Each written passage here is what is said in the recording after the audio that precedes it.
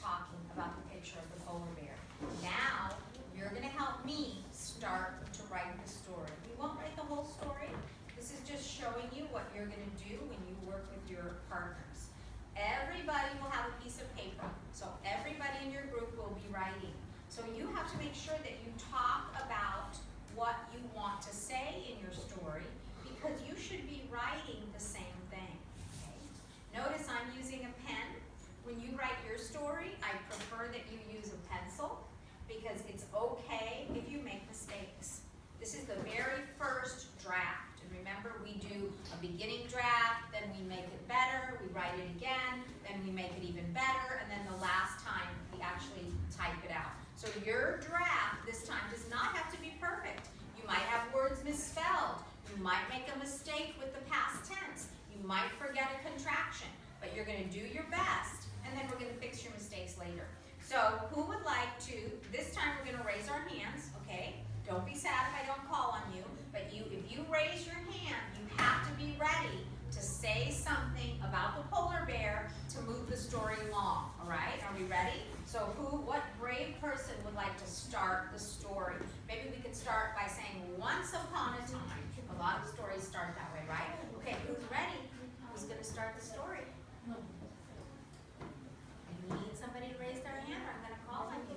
Once upon a time, there was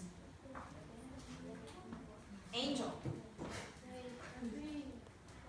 A what? An angry polar bear. Okay, so remember I'm going to indent. Angel says our polar bear is going to be angry. So I'm going to say once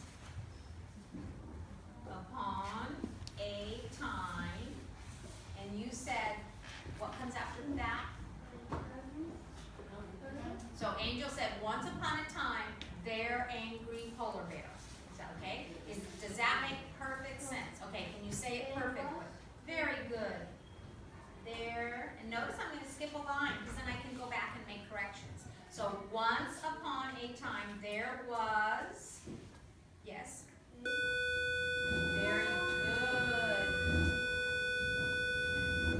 You remember and before angry, another rule that we've learned, because the first letter of angry is a vowel, so we know we use and. Okay, so then remember one of the other things that we do to become good writers and readers is we go back and read over and over again. So I'm going to start again at the beginning, then you're going to finish it for me, right, Angel? Once upon a time, there was an angry polar bear. So do we want to stop there, or do we want to add something to that sentence? Remember, you can use a comma and add. What do you think? Who has something to add? Once upon a time, there was an angry polar bear. Amen. Okay, so do we want, maybe we'll put a period there and start a new sentence? Okay, so remember when we start a new sentence, we leave a little bit more space, right? And I'm really impressed because Ame said he was so angry. So again, you used a pronoun. Instead of saying polar bear again, Ame knows, he just knows we could say he was very hungry.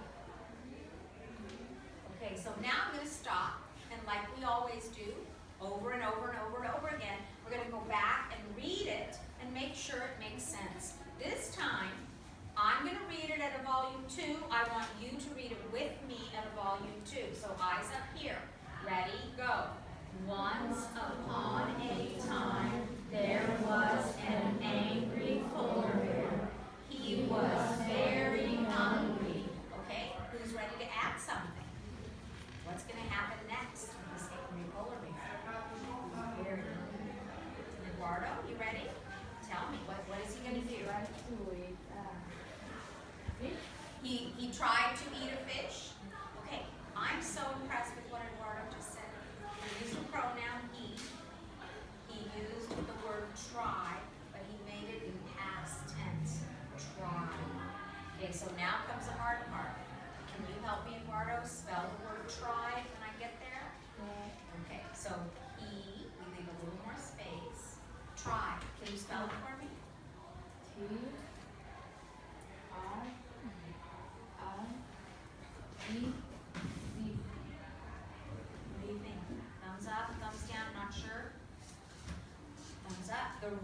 is, remember the word try? Remember, if we look at that poster on the bottom, it shows us that rule.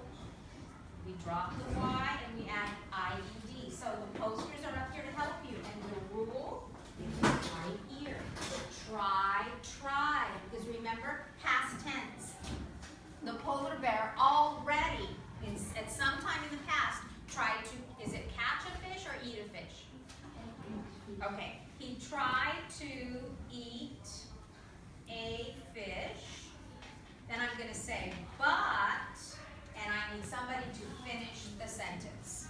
You want me to go ahead and read it again, like we always do? Read it with me. Once upon a time, there was an angry polar bear. He was very hungry. He tried to eat a fish, but, what do we want to say next? Somebody raise their hand.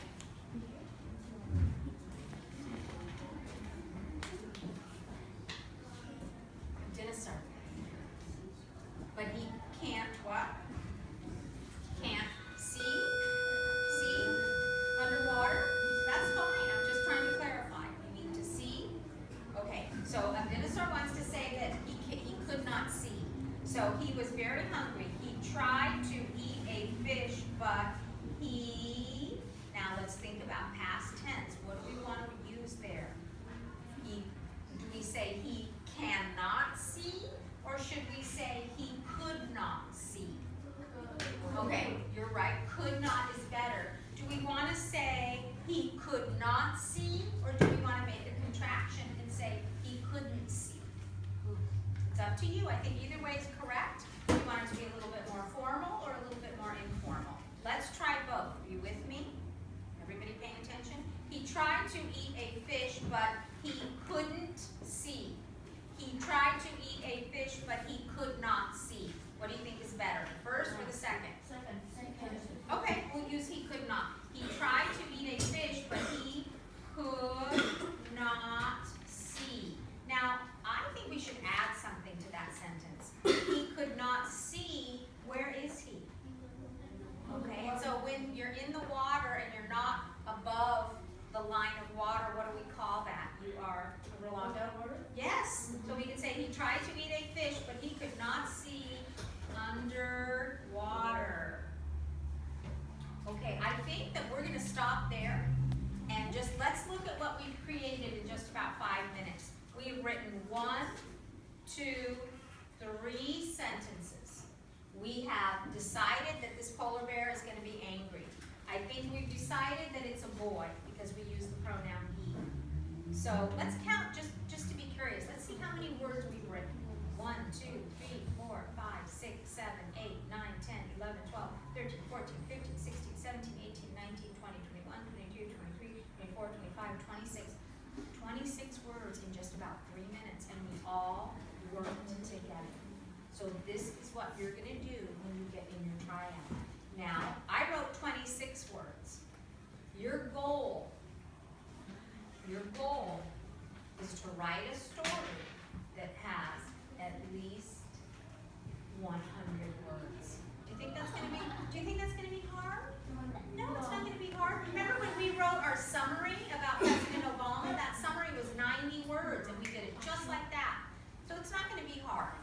Okay, so this is the way you work together. Just one more thing before, then I'm going to let you go with your group to pick the picture that you want to work on. So I want to remind you, you have all the posters up in the classroom to help you, Annie. You have all the information in your keys book, especially the pages about past tense. We're going to spread out all over the classroom. Just real quickly, I'm going to walk back here and show you where your choices are for ideas. And I'm going to call one triad at a time, okay, to come back, and they're going to get a little bit of time to look through all the choices because there are so many choices. So you have these incredible pictures. There's some people fighting. There's some people getting married. There's some elephants. Okay, so I like the way you're turning over here and watching the teacher. So you get to look through these pictures. If there's nothing in there that makes you and your partners really excited, you can pick a magazine. Most of these magazines are Zoo News. It's about animals, because you know I love animals. So you could find a picture in one of these books, okay? So, you can stop now.